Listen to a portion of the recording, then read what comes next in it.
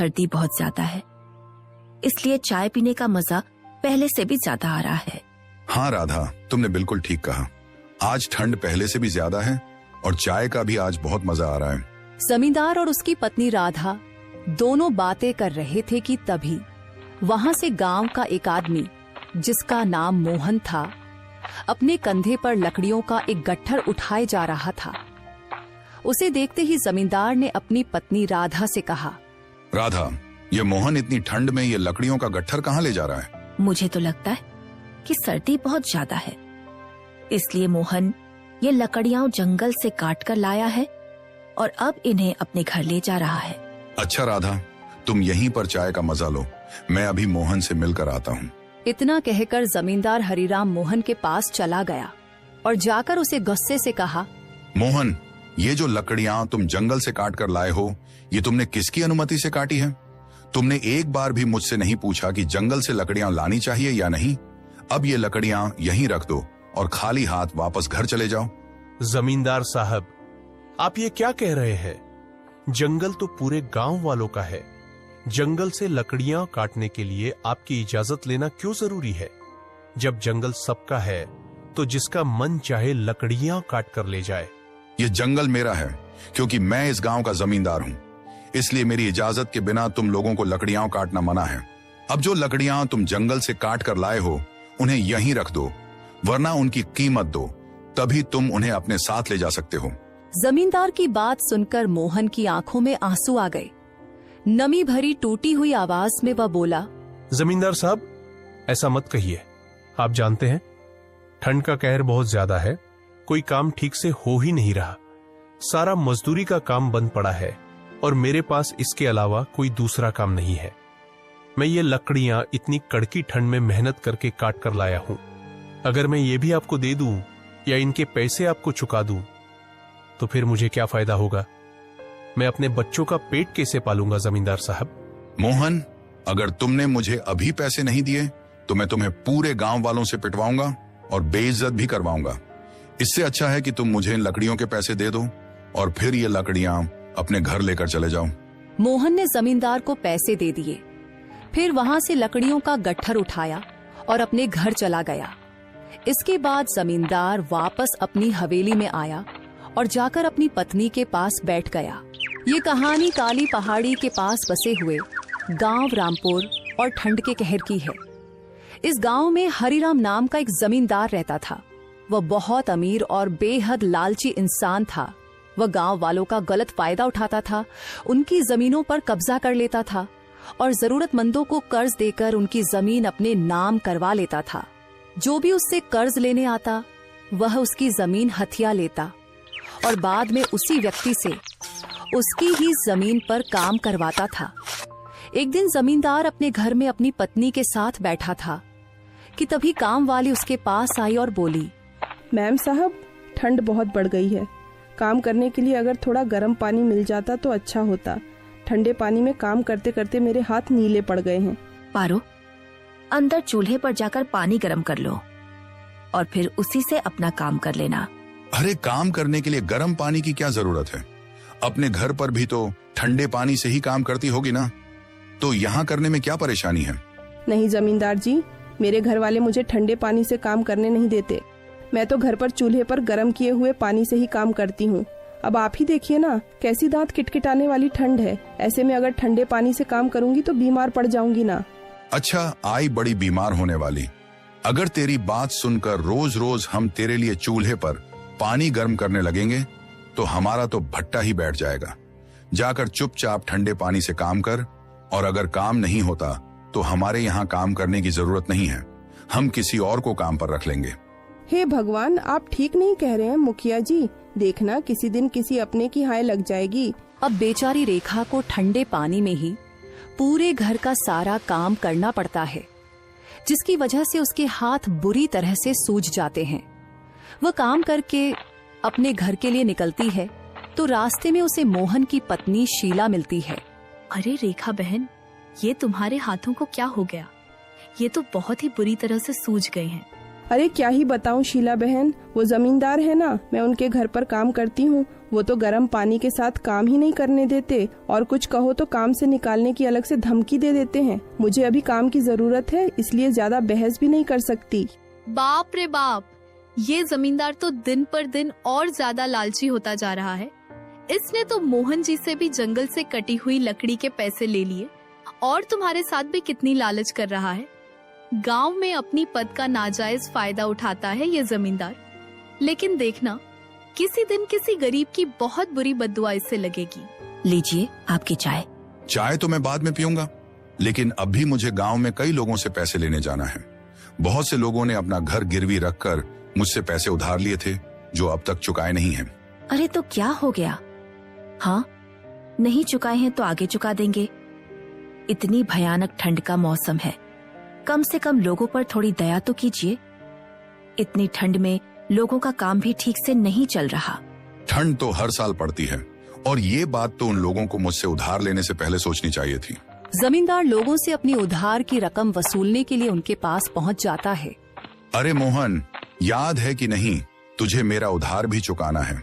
आज का दिन उधार चुकाने के लिए तय था, तो सोचा इतनी ठंड में तुझे क्या परेशान करूं, इसलिए मैं खुद ही उधार लेने आ गया हूं। मोहन ने जमींदार को थोड़े से पैसे दे दिए और उससे कहा, माफ करना सेठ जी, लेकिन ठंड के कारण काम धंधा ठीक से नहीं चल रहा। अभी मैं इतने ही पैसे जोड़ पाया हूं। फिलहाल आप ये पैसे ले लीजिए, बाकी पैसे मैं जल्द से जल्द लौटाने की कोशिश करूंगा। तुम जैसे लोग कभी सुधर नहीं सकते। हर साल तुम जैसे लोग मुझसे उधार लेते हो और उधार चुकाने के समय इसी तरह के बहाने बनाते हो। अगर उधार के पैसे नहीं चुका सकते तो फिर अपना यह घर खाली कर दो।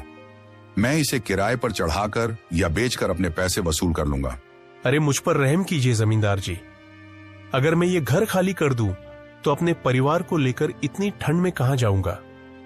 मुझे कुछ समय की मोहलत दीजिए। नहीं नहीं, तुम्हें कोई मोहलत नहीं मिलेगी। लेकिन अगर तुम चाहते हो कि मैं तुम्हें तुम्हारे घर से ना निकालूं, तो तुम्हें मेरे लिए काम करना पड़ेगा। मुफ्त में मेरे लिए काम करो, तभी धीरे धीरे तुम्हारा उधार चुकता होता जाएगा। ठीक है जमींदार जी, मुझे मंजूर है। उधार के पैसे वसूलने के लिए जाता है, लेकिन जो लोग पैसे नहीं चुका पाते वह उन सबको अपने लिए काम पर लगा लेता है और उन्हें जंगल में पूरा दिन लकड़ियां काटने का काम देता है। फिर अगली सुबह वे लोग गांव के जंगल में लकड़ियां काटने के लिए चले जाते हैं। अरे मोहन भाई, इतनी ठंड में लकड़ियां काटकर तो मेरे हाथ सूज गए हैं, ऊपर से हाथों में छाले भी पड़ गए हैं। ये जमींदार तो बहुत ही निर्दयी है। न जाने पैसों का कितना लालची है, जो इतनी ठंड में भी हम लोगों पर जरा सी भी दया नहीं कर रहा। तुमने ठीक कहा भाई। उसे देखकर ऐसा लगता है कि जिंदगी में पैसों से बढ़कर वो कुछ और सोचता ही नहीं। उसकी सुबह पैसों के बारे में सोचते हुए होती है और रात को भी भगवान का नाम लेकर सोने के बजाय पैसा पैसा करते हुए ही सो जाता है। वे दोनों जंगल में लकड़ियां काटते हुए आपस में ये बातें कर रहे थे। तभी उन दोनों की पत्नियां उनके लिए खाना लेकर आ जाती हैं।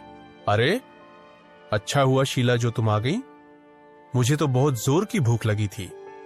मुझे भी बहुत जोर की भूख लगी थी, लेकिन यहाँ तक आते आते खाना ठंडा हो जाता है। इतनी ठंड में ठंडा खाना खाकर तो दांत भी कंपकपाने लगते हैं। घर से अगर चाय बनाकर लाओ तो वह भी ठंडी हो जाती है। पूरा दिन चाय पीने का मन करता रहता है, लेकिन इस काम की वजह से एक प्याली गर्म चाय भी नसीब नहीं हो पाती। अरे आप चिंता मत कीजिए, यहाँ पर इतनी सारी लकड़ियां हैं, हम इनसे एक चूल्हा बना लेते हैं और उस चूल्हे पर आप दोनों के लिए खाना गर्म कर देंगे और उसके बाद चाय भी बना देंगे। हाँ, तुमने बिल्कुल ठीक कहा शीला।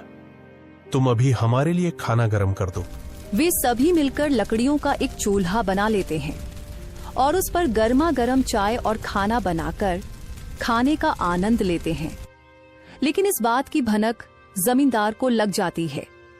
शाम को जब मोहन और किशन लकड़ियां लेकर जमींदार के घर पहुंचते हैं, तो जमींदार कहता है, आज तो तुम लोगों ने लकड़ी के चूल्हे पर खाना गर्म करके खाया है और उसके बाद गर्मा गर्म चाय भी बनाकर पी है। तुम्हें क्या लगता है, मुझे इसके बारे में कुछ पता नहीं चला? नहीं जमींदार जी, हम ऐसा क्यों सोचेंगे। और ठंड ही इतनी ज्यादा है कि खाना गर्म करने के लिए और चाय बनाने के लिए एक चूल्हा तो जरूरी होता है ना, इसीलिए थोड़ी सी लकड़ी से हमने एक चूल्हा बना लिया था। किससे पूछकर तुमने वो चूल्हा बनाया?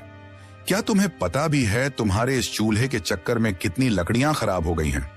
अब मैं तुम्हारी आज की कमाई बिल्कुल नहीं गिनूंगा और कल तुम्हें 2 गुनी लकड़ियां काटनी पड़ेंगी। क्या? लेकिन हमने तो बस थोड़ी सी लकड़ी ही ली थी, इसके लिए आप हमारी पूरे दिन की कमाई कैसे काट सकते हैं? ये तो सरासर अन्याय है।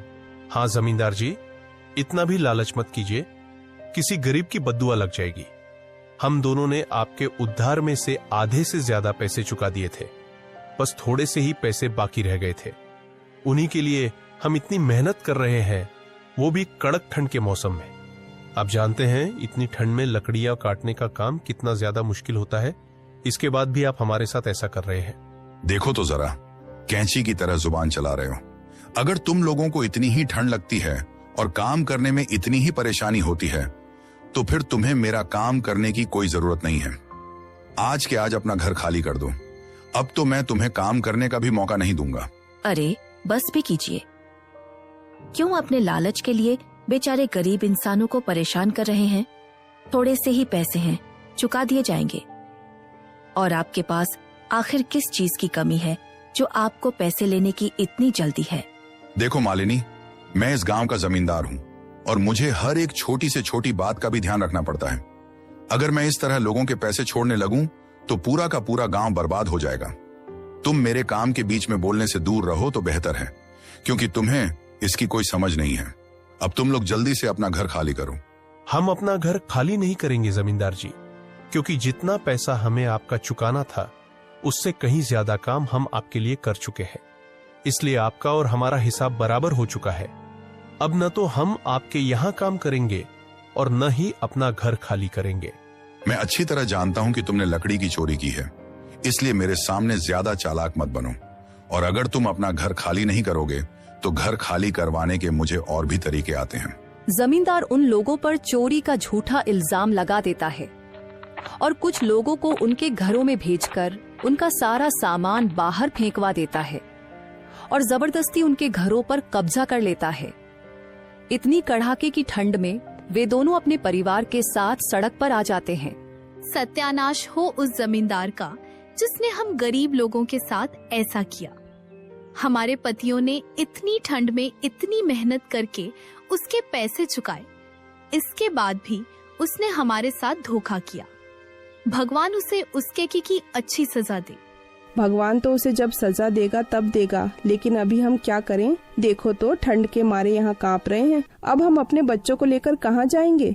हमारे पास तो सिर छुपाने के लिए कोई छत भी नहीं बची है। हमें जंगल से लकड़ियां लानी होंगी और उन्हीं से एक घर बनाना होगा। और अगर इस बार जमींदार ने कुछ कहा तो हम उसे छोड़ेंगे नहीं। वे सभी जंगल में लकड़ियां लेने के लिए जाते हैं ताकि ठंड से बचने के लिए एक घर बना सके, लेकिन जमींदार के आदमी उन्हें ऐसा करने नहीं देते और मार पीट करके वहाँ से भगा देते हैं। पापा, अब हम कहाँ जाएंगे? मुझे बहुत ठंड लग रही है। चलो ना, हम चाचा के घर चलते हैं। नहीं बेटा, तुम्हारे चाचा का घर यहाँ से बहुत दूर है, इसलिए हम वहाँ नहीं जा सकते। और वैसे भी तुम्हारे चाचा हमें अपने घर में रहने नहीं देंगे। हमें तो कुछ और ही सोचना होगा। उन लोगों को रात बिताने के लिए भी कोई जगह नहीं मिलती। उनके पास सिर्फ रजाइयां और कंबल होते हैं, तो वे एक पेड़ के नीचे गद्दे बिछाकर रजाई ओढ़कर लेट जाते हैं। लेकिन रात को बारिश आ जाती है, जिसकी वजह से उनकी रजाइयां, कंबल और गद्दे सब कुछ भीग जाता है। हे भगवान, क्या ठंड से पहले ही कम कहर मचा हुआ था कि इतनी ठंड में बारिश भी करा दी? अब तो सारी रजाइयां और गद्दे भी भीग गए हैं। अब हम ठंड से अपना बचाव कैसे करेंगे? माँ, मुझे बहुत ठंड लग रही है। मुझे ऐसा लग रहा है कि मेरी तबीयत खराब हो रही है। क्या हुआ बेटा? जरा इधर आओ, मुझे तुम्हारा माथा छूकर देखने दो। शीला अपने बेटे का माथा छूकर देखती है तो उसका माथा बुखार की वजह से पूरी तरह तप रहा होता है। अरे, तुम्हें तो बहुत तेज बुखार है बेटा। मोहन जी, हमें अभी के अभी राजू को अस्पताल लेकर जाना होगा। सिर्फ राजू को ही नहीं, शीला बहन, मोनू को भी बुखार हो गया है। दोनों बच्चों को डॉक्टर के पास ले जाना होगा। वे लोग जल्दी से मोनू और राजू को डॉक्टर के पास ले जाते हैं और उनके पास जितने भी पैसे होते हैं वे सब अपने बच्चों की दवा दिलवाने में खर्च कर देते हैं। तभी डॉक्टर कहता है, इन दवाओं से कुछ देर के लिए आपके बच्चों का बुखार ठीक हो सकता है, लेकिन ठंड की वजह से ये बहुत ज्यादा बीमार हो गए हैं। इन्हें कुछ दिनों के लिए अस्पताल में ही भर्ती रखना होगा। अपने अपने थोड़े थोड़े पैसे मिलाकर अपने बच्चों को अस्पताल में भर्ती करवा देते हैं। उनके बच्चों की हालत बहुत ज्यादा खराब थी, लेकिन पूरी तरह ठीक होने से पहले ही उनके पास पैसे खत्म हो चुके थे। मुझे माफ कर दीजिए, लेकिन इससे ज्यादा मैं आपकी मदद नहीं कर सकता। अस्पताल में 2 दिन तक मैंने अपनी जेब से आपके लिए पैसे दिए, लेकिन इससे आगे मेरे लिए भी मुमकिन नहीं है। मुझे माफ कर दीजिए, लेकिन अब आपको अपने बच्चों को घर ले जाना होगा। उनकी दवाइयां बहुत महंगी पड़ रही हैं और बिना पैसों के मैं उन्हें अस्पताल में नहीं रख सकता। उन लोगों को अपने बीमार बच्चों को अस्पताल से निकालना पड़ता है। उनके बच्चों की हालत बिल्कुल भी ठीक नहीं थी और अब उनके पास इलाज के लिए पैसे भी नहीं बचे थे। वे बहुत ज्यादा परेशान थे और उनकी आंखों में आंसू भरे हुए थे। पता नहीं हमारे साथ ऐसा क्यों हो रहा है। अगर हमारे बच्चों को कुछ हो गया तो हम क्या करेंगे? ये सब उस लालची जमींदार की वजह से हुआ है। वो पैसों पर इतना मरता है कि लोगों की जिंदगी के बारे में जरा भी नहीं सोचता। भले ही उसके पास कितना ही पैसा क्यों न हो, लेकिन उसने हम गरीब लोगों के साथ जो किया है, एक दिन उसकी जिंदगी में वो वक्त जरूर आएगा जब उसके पास ढेर सारा पैसा होगा, लेकिन उसके बावजूद वो बिल्कुल लाचार हो जाएगा। अपने की का फल वो एक दिन जरूर भुगतेगा। सभी लोगों के मुंह से जमींदार के लिए बद्दुआएं निकल रही थीं। तभी वहां से गुजरते हुए एक साधु की नजर उन लोगों पर पड़ती है और उन्हें परेशान देखकर वह उनके पास आ जाता है। क्या बात है बेटा, मुझे तुम लोग बहुत परेशान लग रहे हो। साधु बाबा के पूछने पर मोहन उन्हें सारी बातें बता देता है। तब साधु बाबा उनसे कहते हैं, तुम चिंता मत करो बेटा, तुम सब मेरे साथ चलो। जो उस लालची जमींदार ने किया है उसका परिणाम उसे बहुत जल्द मिलेगा। साधु बाबा उन लोगों को अपने घर ले जाते हैं और मोहन राजू को भगवान का प्रसाद खिलाते हैं, तो कुछ ही देर में वह बिल्कुल ठीक हो जाता है। तभी कुछ दिनों बाद जमींदार का बेटा अचानक बहुत बीमार हो जाता है और कोई भी डॉक्टर उसका इलाज नहीं कर पाता। अरे, मुझे समझ नहीं आ रहा तुम किस तरह के डॉक्टर हो। तुमसे एक बच्चे का इलाज भी नहीं हो पा रहा। तुम्हें जितना पैसा चाहिए मैं उतना पैसा देने को तैयार हूँ, बस मेरे बेटे को ठीक कर दो। मुझे माफ कर दीजिए जमींदार जी, लेकिन मैं आपके बेटे को ठीक करने की बहुत कोशिश कर चुका हूँ। भले ही आप अपने बेटे पर कितना ही पैसा क्यों न लगा लें, लेकिन मैं उसे ठीक नहीं कर सकता। अब तो आप बस भगवान से प्रार्थना कीजिए, शायद भगवान ही आपके बेटे को ठीक कर दें। जमींदार अपने बेटे को लेकर जगह जगह भटकता रहता है, लेकिन कहीं भी उसका इलाज नहीं हो पाता। यहाँ तक कि वह होश में आना भी बंद कर देता है और बस ग्लूकोज के सहारे उसे जिंदा रखा जाता है। तभी एक दिन जमींदार की पत्नी मालिनी रोते हुए कहती है, ये सब कुछ आपकी वजह से हुआ है। अगर आप अपने लालच के कारण गरीबों पर इतना जुल्म न करते तो उनकी इतनी आहें न लगती। आज उन्हीं लोगों की बद्दुआ की वजह से मेरे बेटे का ये हाल हुआ है। जाकर उनसे माफी मांग लीजिए, शायद भगवान आप पर थोड़ा सा तरस खा जाए। अगर मेरे बेटे को कुछ हो गया तो मैं अपनी जान दे दूंगी। जमींदार की आंखों में आंसू आ जाते हैं और उसे अपनी गलती का एहसास हो जाता है। वह किशन और मोहन को ढूंढता है, लेकिन वे उसे कहीं नहीं मिलते। तभी रास्ते में वही साधु उससे मिल जाते हैं। क्या बात है, तुम बहुत ही परेशान लग रहे हो। तुम्हें देखकर तो ऐसा लगता है जैसे तुमने किसी के साथ बहुत बुरा किया हो और अब उसका पछतावा करना चाहते हो। हाँ बाबा, आपने बिल्कुल ठीक कहा। मैंने बहुत से लोगों के साथ बुरा किया है और आज उसी की सजा मेरे बेटे को भुगतनी पड़ रही है। जमींदार की बात सुनकर साधु बाबा सब कुछ समझ जाते हैं और वे उसे मोहन और किशन के पास ले जाते हैं। उन्होंने साधु बाबा के आश्रम के पास ही अपनी घास की झोपड़ियां बना ली थीं। जमींदार उन दोनों के पास उनसे माफी मांगने जाता है। मुझे माफ कर दो, मैंने अपने लालच की वजह से तुम लोगों के साथ बहुत बुरा किया। मैंने गरीबों की इतनी आहें ली कि आज उसी कारण मेरे बेटे की हालत इतनी दर्दनाक हो गई है। ये सब कहते हुए जमींदार रोने लगता है तो मोहन की पत्नी कहती है, तुमने जो गरीब लोगों के साथ किया उसकी सजा तुम्हारे बेटे को नहीं मिलनी चाहिए थी। तुम्हारा बेटा ठीक हो जाए, इसके लिए हम भगवान से प्रार्थना करेंगे, लेकिन आगे से कभी किसी गरीब के साथ ऐसा मत करना। जब भगवान कर्मों का हिसाब करने बैठते हैं तो राजा को रंक और रंक को राजा बनाने में जरा भी समय नहीं लगता। तुम साधु बाबा के पास जाकर उनसे भगवान का प्रसाद ले लो और वह अपने बेटे को खिला देना। भगवान के प्रसाद से हमारे बच्चे भी ठीक हो गए हैं, तो तुम्हारा बेटा भी जरूर ठीक हो जाएगा। जमींदार सबके सामने हाथ जोड़कर उनसे माफी मांगता हुआ वहां से चला जाता है और साधु बाबा से भगवान का प्रसाद लेकर अपने बेटे को खिला देता है। मोहन और किशन का परिवार भी जमींदार के बेटे के लिए प्रार्थना करता है और कुछ ही देर में जमींदार का बेटा बिल्कुल ठीक हो जाता है। जमींदार को अपने किए का अच्छा फल मिलता है और उस दिन के बाद वह कभी भी अपने लालच के कारण किसी गरीब के साथ ऐसा नहीं करता। वह खुद को सुधार कर नेकी के रास्ते पर चल पड़ता है और आज तक जिन गरीब लोगों के साथ उसने गलत किया था, वह अपनी सारी गलतियों को सुधार देता है।